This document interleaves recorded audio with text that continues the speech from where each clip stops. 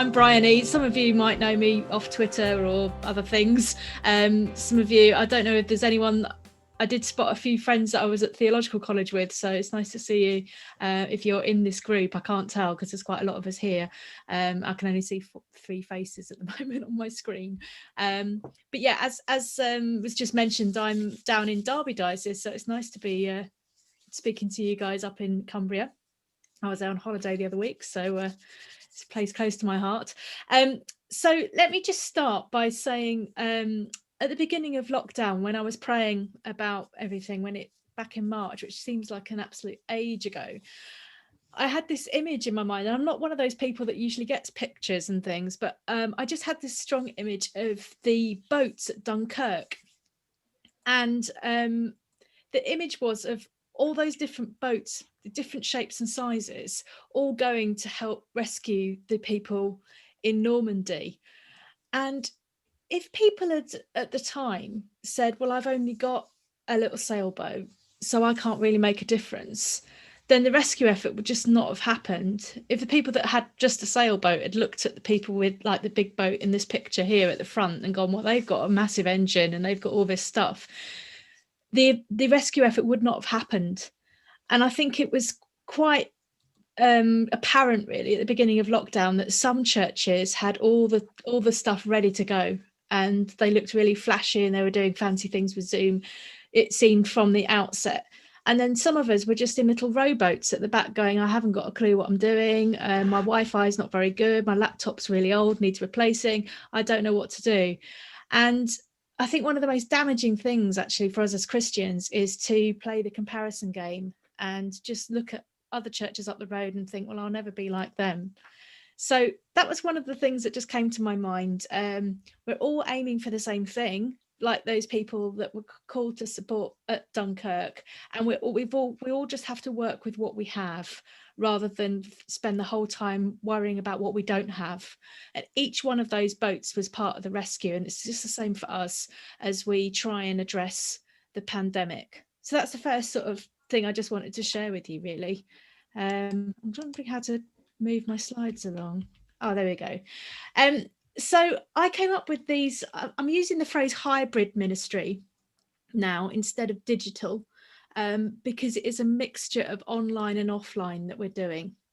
And I came up with these 5 principles a few months ago now, but I think they still hold. So I've already mentioned the first one, which is don't compare yourself. Roosevelt said comparison is the thief of joy, and how true is that? So that's my main message really today, for you to not kind of feel inadequate. And actually it's partly why I shared in the chat earlier, I'm absolutely exhausted now. I did a lot. I was very productive at the beginning of lockdown. I had a background working in social media before I was ordained, so I kind of knew what I was doing at the beginning, but now we've got to this stage in October, I am completely pooped. So just sharing that kind of frailty there with you. The second principle is just try one thing at a time. Don't try and do everything all at once. It's much better to pick one thing that's going to work and hone it and get it working well before you then decide, right, we might try this next. If you try and do everything all at once, you'll find yourself getting very stressed out. So one thing at a time, especially with the online stuff. The third point is context is key. What will work in one place won't necessarily work in another. As I said, I used to work in the field of sort of online learning and social media. And I used to use the phrase, something flashed at the top of my screen there. I don't know what that meant. Oh, there's something in the chat. Anyway, sorry. Yeah, we used to use this expression e-learning to talk about learning online, which sounds very archaic now. But I always used to say to the teachers that I worked with, that E stands for enhanced, not for electronic. So if the technology is going to enhance what you're going to do, then use it. But if it's not going to add anything, you don't have to use it. So if a flip chart is going to do the job, use a flip chart. You know, you don't have to do a PowerPoint, for example. So context is really important. And again, that connects really, I think, to my first point about don't compare yourself to other people, because your context is going to be different from the big flashy church up the road. and there'll be things that you can do that they can't, and vice versa. Fourth principle, ask who's missing, ask who's not there. It's very easy to kind of get a bit carried away and go, oh yeah, we'll do everything on Zoom, but you know, who's going to be left out by that?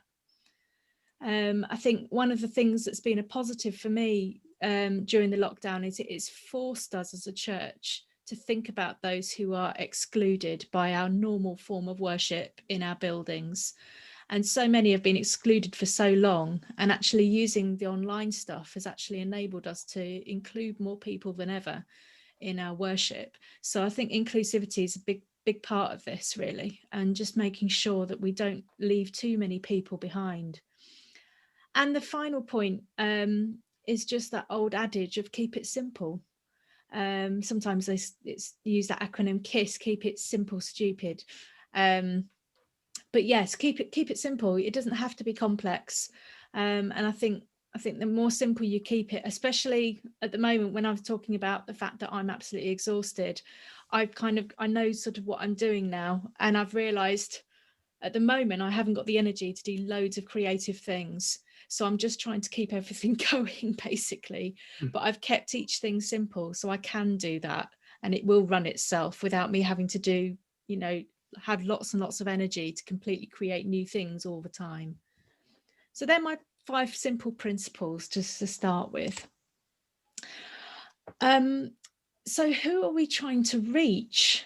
Well, I think there are 3 groups really that as churches we want to reach out to. We've obviously got our, what I call our offline congregations. That's our normal congregation, the normal people that come to services on a Sunday and other days of the week. So you've got those people. Then you've got online congregation, and there will be some overlap between the 2 groups, but there will be some people who've only accessed your worship online and have never actually come to a service themselves. And I think that group is, certainly for me, my context, I think that group's bigger than perhaps I think it is, because you only really see how much that group's involved when they actually make a comment on a service or something like that. And a lot of people just passively look at things. You can sort of look at viewing figures, but yeah, I think the online congregation is quite large. And then there's another group who are what I've termed curious observers, who are perhaps not necessarily Christians, but who have been starting to access a little bit because we've been sharing live streams of our services. People can see what goes on inside church, and they're just dipping their toes in. And I think the sweet spot, of course, in this Venn diagram is right in the middle, that we're reaching all 3 groups if we can with what we're offering. And I wonder where you feel that you're at the moment, and where your activities are focused, and whether you need to keep focusing on that, or whether you might need to consider one of the other groups in this Venn diagram and think, how can we reach them? My next point really is I just want to outline sort of 3 different things you can do kind of on a sliding scale, because all of you will be at different levels of ability with using technology. And I wanted to just give you some little hints really as to what you can at least have a go at. So on the simplest possible basis, one of the simplest things you can do is podcasting, which is essentially making an audio recording and making that available online. One of the best tools that you can have, you don't need lots of flashy equipment. All you need really is a smartphone, and I think probably most of you have a smartphone.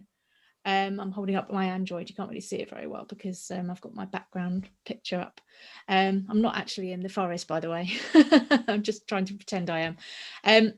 But your smartphone has a really, really good microphone in it, so it works as a voice recorder really, really well. And a tool that I've been using since the beginning of lockdown that's very easy to use is a thing called Anchor. Anchor.fm. It's a free app, so it works on Android or iPhone. Download it to your phone, and it gives you the ability to create a really simple podcast. Now, this could be a sermon, it could be a daily prayer. I use it for daily prayer. it could be, you could actually put together a whole little service on there. You'd have to obviously be a bit careful with music and stuff with copyright, but built into the app are some different bits of music that that are free to use for transitions and stuff, so you can make it sound really quite professional. And it sends out your podcast to places like Spotify and other podcasting services. And what I do is I share the link from Anchor on our church website every day for morning prayer, and it goes on Facebook as well. So it's very easy to set up. So podcasting's a really simple, it sounds complicated, but it actually isn't. It's making an audio recording, and one of the simplest ways you can do that is to use Anchor. The other thing that's been really successful, which I've actually nicked the idea from my friend who's vicar over at Wensleydale, so some comparisons with Cumbria in terms of his context. He decided at the beginning of lockdown, I'm not doing anything online. All my congregations, most of them don't have good internet access, or they don't use computers anyway. So he used telephone conferencing to do phone church services. And I introduced this in June in my parishes for my midweek services. And it uses YPay, which is a free telephone conferencing system. It gives you a fixed phone number and then a code, two different codes. So you have a room code and then a PIN number that you have to type in. That's the only slight barrier for particularly elderly people engaging with it, is that you have to ring a phone number, then you have to wait for a message, and then you have to dial in a number and press a hash key, and dial in another number and press a hash key. So for some of the very, very elderly people, they struggle to do that. But most of them can do it and get onto it. And the first time I did that and did a whole communion service over the phone, one of my ladies said that she felt like she'd been out and she'd been shielded and locked down for months. One lady in her 80s that usually comes on a Sunday, and she's regularly attending that and getting a lot out of it. So phone church is really straightforward and doesn't cost anything, which is a bonus as well. And another simple thing is blogging. So just putting up online either the text of a sermon or a thought for the day. It's very easy to set up a blog, and that's not very difficult to do. So there's some of the simple ones. On the more moderate scale, you've got live streaming your services from church. I don't know how many of you might have been trying to do that. I do that. I live stream on Facebook. I use my mobile. I don't use anything more complicated than that. I've got a little microphone that I plug into it, and I set it up on a tripod in church, and I just press go live. But what I do is after the service has taken place, I then download the video off Facebook, and then I edit it a little bit and put the words of the service up on the screen using some editing software, and then I put it on YouTube. So that people that aren't on Facebook can still access the church service. But that's an extra step that I do that you don't necessarily have to do. Another thing to do is to record your sermons and make them available to listen to.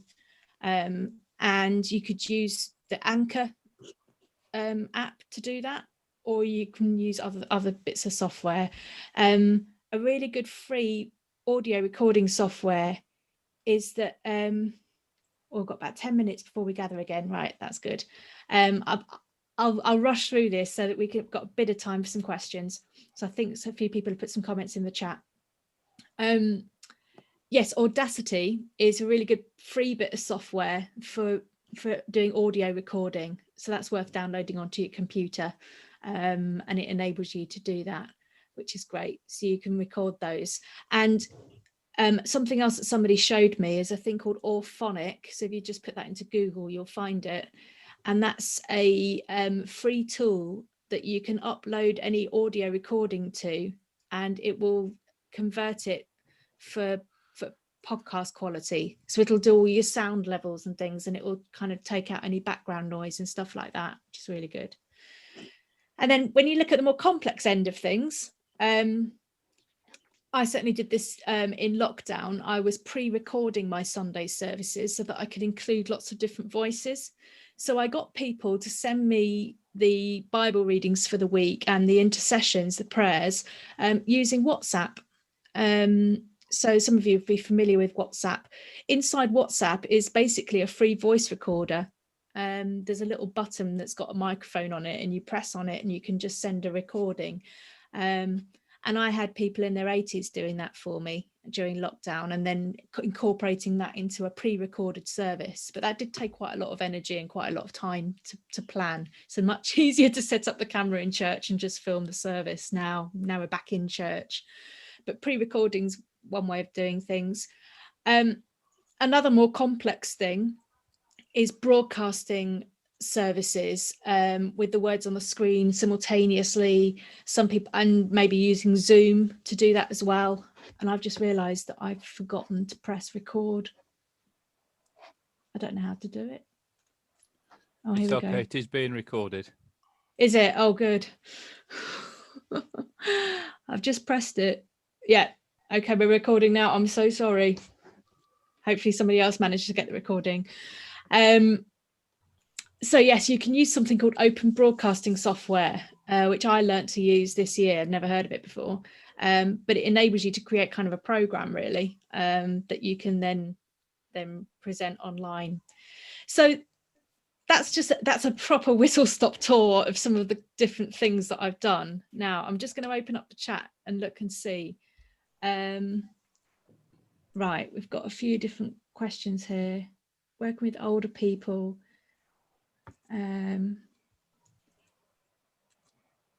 Yes, I think Emma's just asked, would I say that pre-recording and live stream are two different kinds of service?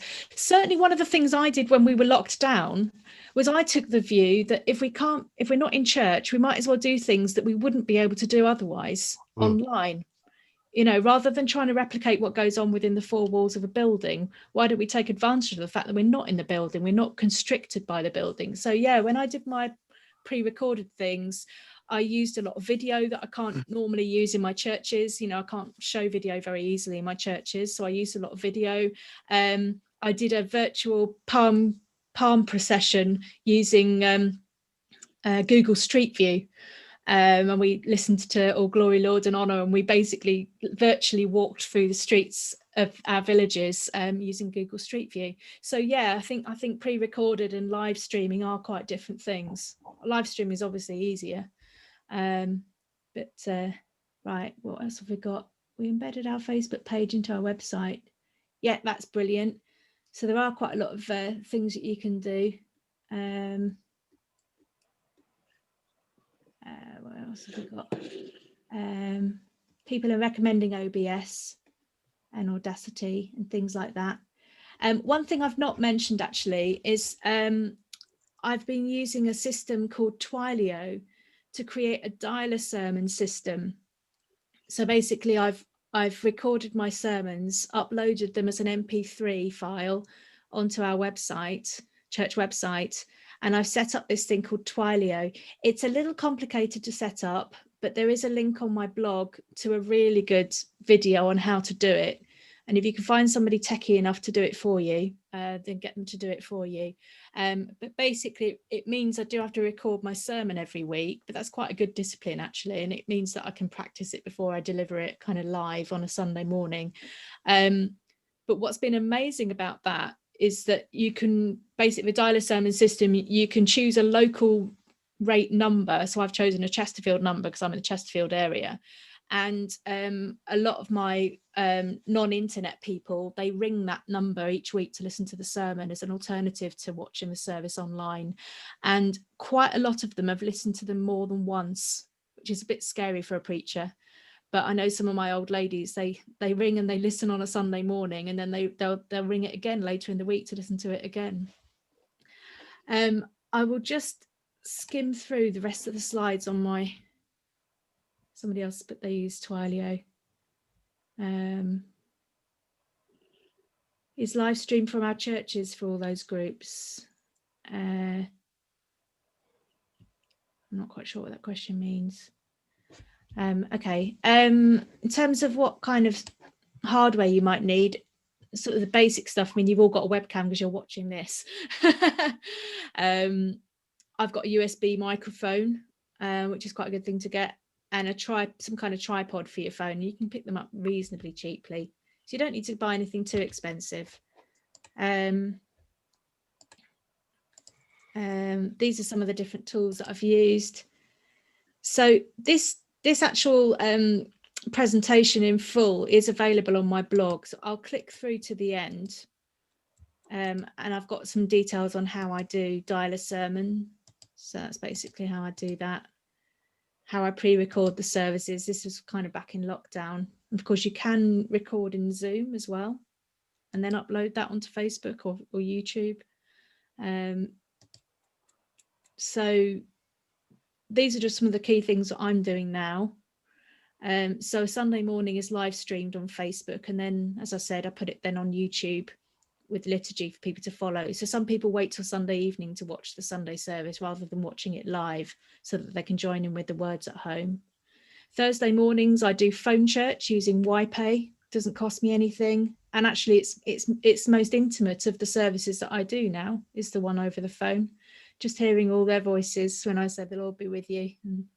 So there's phone church. Monday to Wednesday I do a prayer podcast using Anchor, and that's just literally using my phone. So I just press record and say, "Oh Lord, open our lips," and off we go.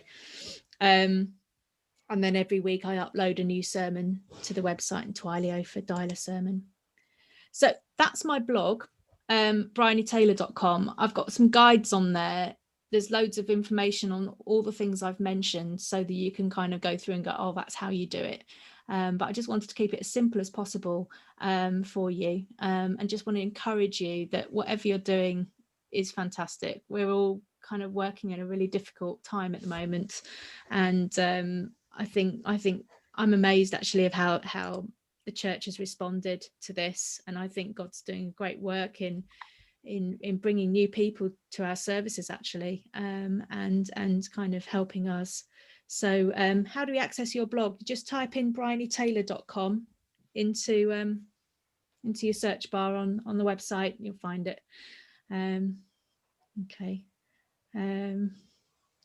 So anything else? That we've been a bit limited for time, so I haven't quite been able to answer all your questions, but I hope that's given you some ideas anyway, and some things you think, oh, maybe I could try that. But as I said, don't go mad, don't try and do it all at once, but we can all try something. Okay. Oh yeah, that's gone back to there. I'll put that one up again. Oh, hang on. There we go. There's my 5 principles. Oh, there's some more comments in the chat. Lovely. I don't know whether we've got to go back yet. Will they bring us back into the main room? I think they'll bring us back automatically. Okay. Will they? Right. Okay. In a minute or so. Yeah. Is that okay? Does anyone want to say anything or ask anything? We probably took.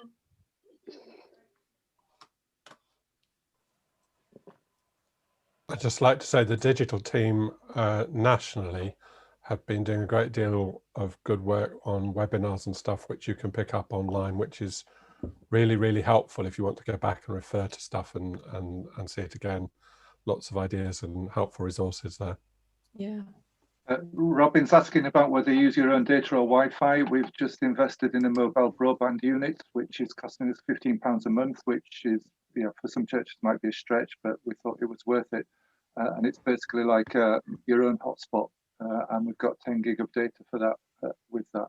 So, and that we were thinking about how we get Wi-Fi into church, and using conventional stuff would have cost an awful lot of money just to have a permanent setup. So a mobile unit basically means we've got a high degree of flexibility. Oh, where did you get that from? That's just with EE. It's a 2-year contract. If you want to do it rolling month by month, then it's a bit more expensive, about £22 a month for the same thing. But it means that you take it with you wherever you go, and the battery lasts for 3 days. So. That sounds good. I mean, I've just been using my own data actually, but yeah, that does sound worth thinking about actually. We have a Vodafone one that's just plugged in church all the time. Yeah. Works really well. Yeah. Oh, all breakout rooms will close in 55 seconds. Gosh, right. Well, it's been nice to be with you all this morning anyway, and just be encouraged. Thank you. Yeah, thanks.